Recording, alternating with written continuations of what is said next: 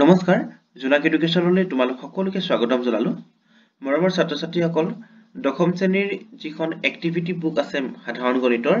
সেই এক্টিভিটি বুকৰ গোটেইখিনি প্ৰশ্ন উত্তৰ মই এই ভিডিওটোৰ জৰিয়তে লৈ আহিম আমি পাৰ্ট ওয়াইজ কৰিম প্ৰথম এই ভিডিও আজি প্ৰথমটো পাৰ্ট হ'ব আৰু এই যি কোৱেশ্চন সমূহে সাধাৰণতে অসমৰ বিভিন্ন প্ৰতিযোগিতামূলক পৰীক্ষাটো বিশেষভাৱে সহায় কৰিব কাৰণ দশম শ্ৰেণীৰ প্ৰায় সাধাৰণতে প্ৰায়বিলাক কম্পিটিটিভ এক্সামৰ কোৱেশ্চনখিনি দিয়া দেখা যায় গতিকে আহকচোন আমি চাও কোৱেশ্চনখিনি মই লেফট সাইডত দি দিছো আৰু লেফট সাইডৰ পৰা ক্ৰমান্বয়ে মই এখন বৰ্ডত কোৱেশ্চনখিনি কৰি দেখুৱাই দিম প্ৰথমে আছে which of the flowing is a natural number এক নম্বৰ কোৱেশ্চনটো দিছে আমাক স্বাভাৱিক সংখ্যাটো বাছি উলাব কৈছে a আছে -3 b আছে 5 c আছে 8/7 আৰু d আছে √2 গতিকে আমি যদি স্বাভাৱিক সংখ্যা নেচুৰেল নাম্বাৰ মানে স্বাভাৱিক সংখ্যা হ'ব স্বাভাৱিক সংখ্যাবিলাক যদি আমি হিসাব কৰা যাও ধৰি লওক 1 2 3 4 এই ধৰণে গৈ থাকিব মানে এই ধৰণে যোৱাৰ ভিতৰত ইয়াত আমি কোনটো কিন্তু আমি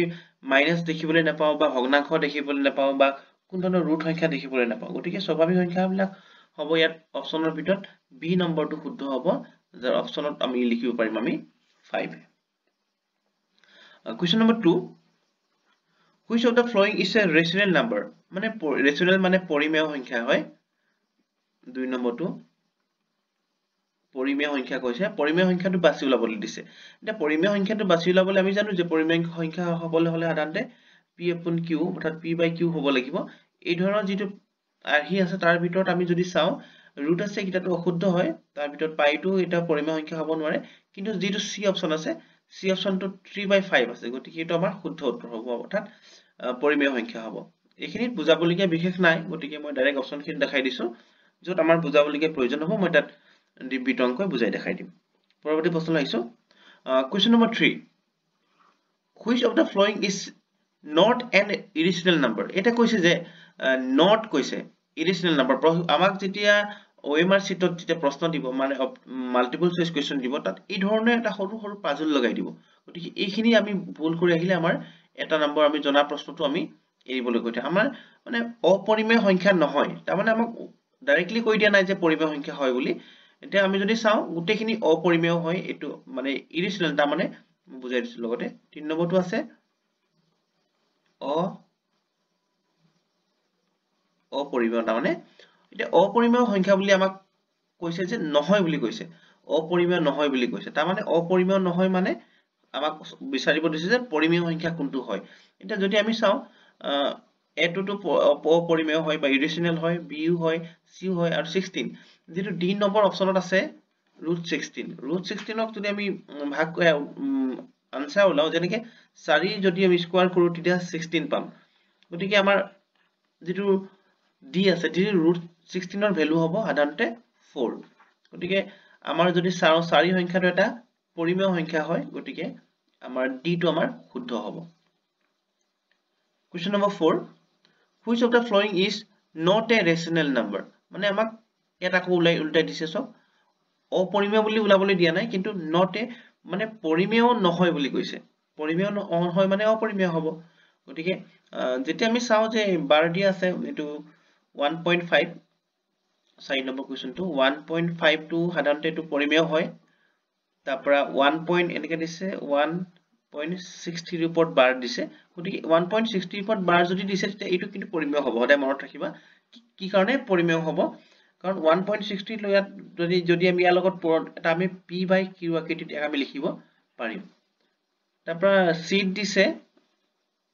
0.023 ওপৰত বাৰ দিছে গতিকে এটো আমাৰ পৰিমেয় সংখ্যা হ'ব কিন্তু d যদি চাও যে d সংখ্যাটো আমাৰ কোনো ধৰণৰ মানে বাৰ দিয়া নাই যেটো আমাক এই গৈ আছে মানে অসীম সংখ্যক ইনফিনিট সংখ্যালৈ গৈ থাকিব গতিকে d যেটো নম্বৰ আছে এটো আমাৰ পৰিমেয় নহয় অৰ্থাৎ অপৰিমেয় ভিতৰত পৰিব গতিকে শুদ্ধ উত্তৰ হ'ব option number D question number 5 between which of the two integers the value of √3 lies মানে এটা চাবলৈ দিছো দেখাই দিছো বুজাই কিনে মানে এই যেটো √3 হয় এই √3 টো কোন কিটা সংখ্যা ৰেখাত মানে কোন কিটা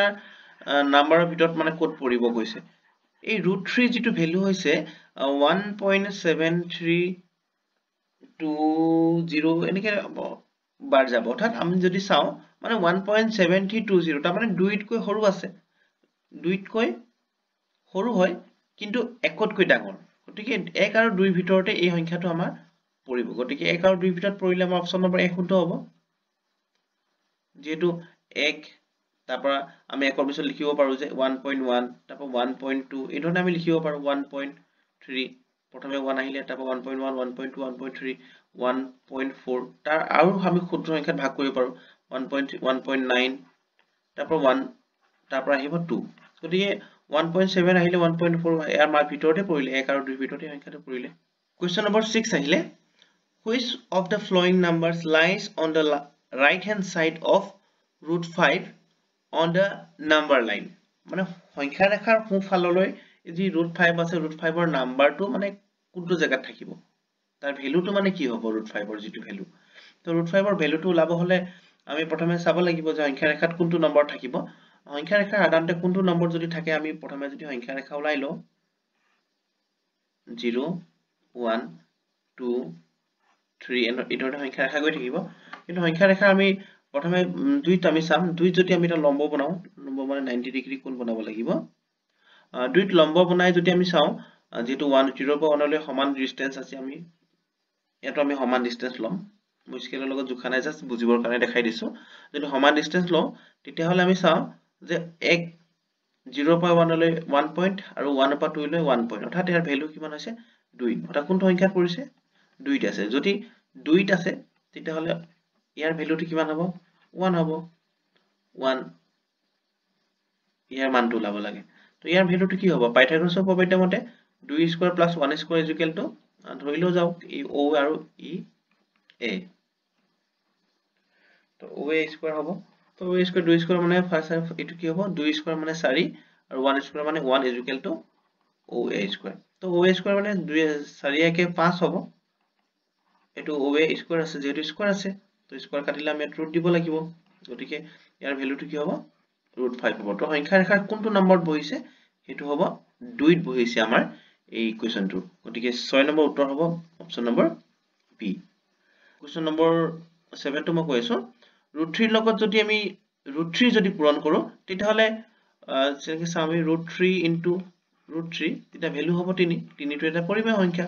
গতিকে অপচন নম্বৰ বি টো শুদ্ধ হ'ব তারপর কোশ্চেন নম্বর 8 আছে the number 1.5 divided by 2.35 is এই সংখ্যাটো কি কৈছে এটা পৰিমেয় সংখ্যা নে অপৰিমেয় সংখ্যা তো এই দুটা ভিতৰতে আছে যেটো এটো কি আমি কি আকৃতি লিখিব পাৰো p by q লিখিব পাৰো সো ইয়াক আমি এটা পৰিমেয় সংখ্যা বুলি কম তাৰপৰ কোশ্চেন নম্বৰ 9 দিছে 9 ৰ ভ্যালু পুট আপ কৰিব দিছে মই বৰ্ডখন মহাই লৈছো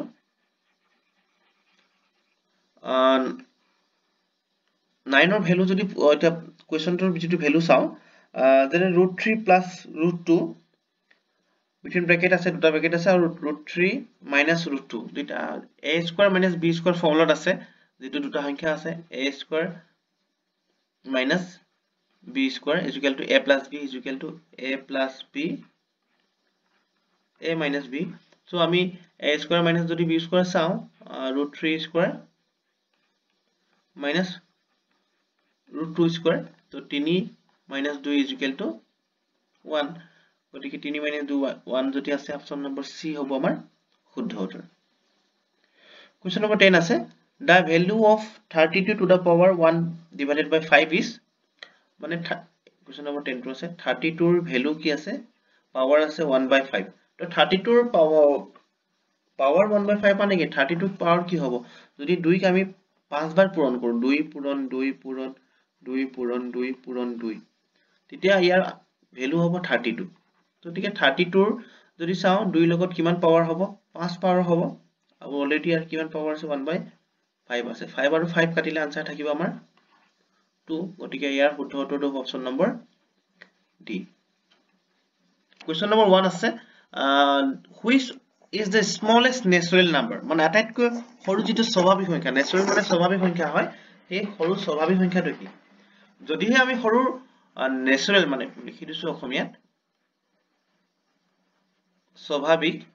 আটাইতকৈ সৰু স্বাভাৱিক সংখ্যাটো হৈছে অপচন নম্বৰ 1 ৰ উত্তৰ হ'ব 1 তাৰপৰা কোৱেশ্চন নম্বৰ 2 আহিলে which is the smallest whole number মানে আটাইতকৈ সৰু পূৰ্ণ সংখ্যা কৈছে whole number মানে কোৱেশ্চন নম্বৰ 2 টো যেটো আছে এটো হ'ব পূৰ্ণ সংখ্যাটা মানে আটাইতকৈ সৰু যেটো পূৰ্ণ সংখ্যা হয় আটাইতকৈ সৰু পূৰ্ণ সংখ্যাটো হৈছে 0 এটো মনত ৰাখিব লাগে তাৰপৰা question number 3 how many rational numbers are there between two given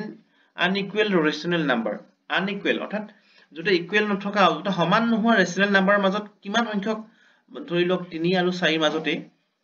question number 3 টো বুজাই দিছো 3 আৰু 4 মাজতে মানে কিমান সংখ্যক ৰেচনেল মানে পৰিমেয় সংখ্যা থাকিব পাৰে এটা 3 আৰু 4 মাজত অসংখ্য পৰিমেয় সংখ্যা থাকিব পাৰে ইয়াৰ শুদ্ধটো হ'ব ইনফিনিট তা মানে অসীম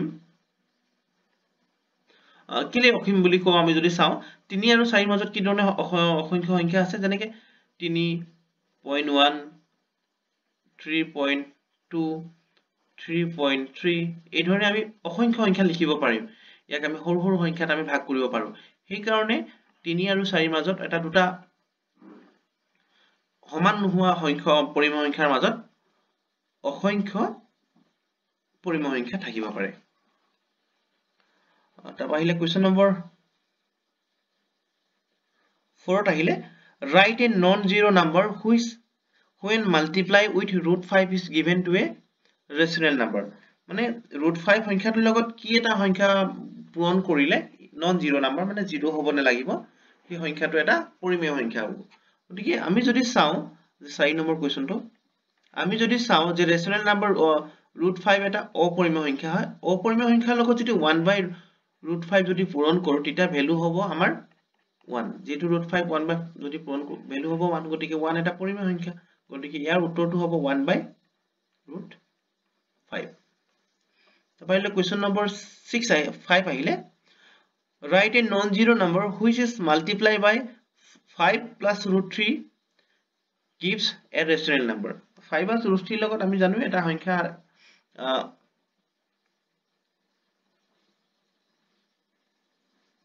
এই ধৰণে পূৰণ কৰিম আমি যদি সংখ্যাটো এটা পজিটিভ থাকে তেতিয়া আমি সংখ্যাটো a plus b whole square যদি চাও যে 5 plus root 3 লগত কি সংখ্যা পূৰণ কৰিব লাগিব তো obviously আমি 5 minus root 3 পূৰণ কৰিম তেতিয়া আমাৰ ভ্যালু হ'ব a square minus b square তো 5 square minus root 3 হ'ব 3 মানে root 3 লগত যদি root 3 পূৰণ কৰো স্কয়াৰ কৰো তা মানে ভ্যালুটো 3 হৈ যাব তো 5 স্কয়াৰ মানে 25 minus 3 is equal to 22 গতিকে 22 এটা পৰিমেয় সংখ্যা গতিকে 5 plus root 3 লগত কি পূৰণ কৰিম আমি 5 minus root 3 আমি পূৰণ কৰিম এটো সূত্ৰ সাধাৰণতে a square minus b square সূত্ৰতে ইউজ কৰিব পৰা যাব এটো question number 6 the value of root 2 lies nearest to which two integers root মানে কোন দুটা সংখ্যাৰ মাজত এই যেটো root 2 সংখ্যাটো আছে মানে root 2 যদি আমি ভ্যালু পুট আপ কৰো root 2 মানে হ'ব 1.41 এই ধৰণে হ'ব 1.41 তো 1.41 টু root 2 ভিতৰত কি সংখ্যাৰ ভিতৰত আছে obviously টু 1 তকৈ ডাঙৰ হয় আৰু কিহতকৈ সৰু হয় 2 তকৈ সৰু হয় আছে গতিকে ভ্যালু দুটা হ'ব 1 আৰু 2 ৰ মাজত আছে question number 12 write true or false true আৰু সত্য আৰু অসত্য লাবলৈ দিছে তো আমাৰ question number 1 আছে each rational number is a real number মানে প্ৰতিটো পৰিমেয় সংখ্যা এটা বাস্তৱ সংখ্যা হয় নে নহয় ক'বলৈ দিছে গতিকে প্ৰতিটো পৰিমেয় সংখ্যা হ'বলৈ হলে বাস্তৱ সংখ্যা হয় নে নহয় এটো হয় পৰিমেয় সংখ্যা হ'বলৈ হলে বাস্তৱ সংখ্যা হ'বলৈ হলে পৰিমেয় সংখ্যা বা অপৰিমেয় সংখ্যা দুটাই হ'ব পাৰে গতিকে এটো আমাৰ শুদ্ধ হ'ব এটো হ'ব ট্ৰু হ'ব তাইলে question number 12 or 2 আহিলে is irrational number is a real number হয় এটো সত্য হয় কাৰণ মই কলোৱে যে বাস্তৱ সংখ্যা বা ন্যাচাৰাল নাম্বাৰ হ'বলৈ হলে সাধাৰণতে পৰিমেয় আৰু অপৰিমেয় দুটাই হ'ব লাগিব দুটাই হ'ব পাৰে গতিকে এইটো শুদ্ধ হয় তাপাইলে question number 3 is natural number is a integers তাৰ মানে প্ৰতিটো প্ৰাকৃতিক সংখ্যা এটা পূৰ্ণ সংখ্যা integers মানে পূৰ্ণ সংখ্যা কৈছে প্ৰতিটো স্বাভাৱিক সংখ্যা এটা পূৰ্ণ সংখ্যা হয় নে নহয় প্ৰতিটো স্বাভাৱিক সংখ্যা এটা পূৰ্ণ সংখ্যা হ'ব পাৰে গতিকে এইটো আমাৰ শুদ্ধ হয় তাৰপৰা আহিলে question number 4 there are infinite number of integers between different integers two integers sorry আজি ইয়াত কৈছে যে যিকোনো দুটা ভিন্ন পূৰ্ণ সংখ্যাৰ মাজত অসংখ্য বা অসীম সংখ্যক পূৰ্ণ সংখ্যা থাকে গতিকে এইটো শুদ্ধ হয় question number 5 between two unequal numbers there are infinite number of ratiocals এইটো শুদ্ধ হয় যিকোনো দুটা আপুনি অসমীয়াত ক'বলৈ গ'লে আমি চাওঁ যে যিকোনো দুটা অসমান মানে সমান নোহোৱা প্ৰাকৃতিক সংখ্যা তাৰ মাজত অসংখ্য বা অসীম সংখ্যক পৰিমেয় সংখ্যা থাকিব গতিকে এইটো শুদ্ধ হয় এইখিনি সাধাৰণতে পৰীক্ষা বিলাক এই কোৱেশ্চন বিলাক আমাৰ ক্লাস 9 ত আৰু 8 ত অলৰেডি আছিলে তো সেই কাৰণে মই আগৰ ভিডিও বিলাকত ইয়াৰ বিষয়ে ডিটেইলছ ভিডিও বনাই থোৱা আছে ভিডিওটো দীঘল হোৱাৰ কাৰণে মই পাৰ্ট কৰি এই ভিডিওখিনি আপোনালোকৰ মাজলৈ অৱগত কৰাম গতিকে পৰৱৰ্তী সংখ্যাত পুনৰবাৰ ইয়াৰ সেকেন্ড পাৰ্টটোলৈ মই নতুন ভিডিও প্ৰস্তুত কৰিম তেতিয়ালৈকে তোমালোক সকলোকে প্ৰীতিৰ সম্ভাষণ জনাই আজিৰ এই পাৰ্টটো এটা সমাপ্ত কৰিছো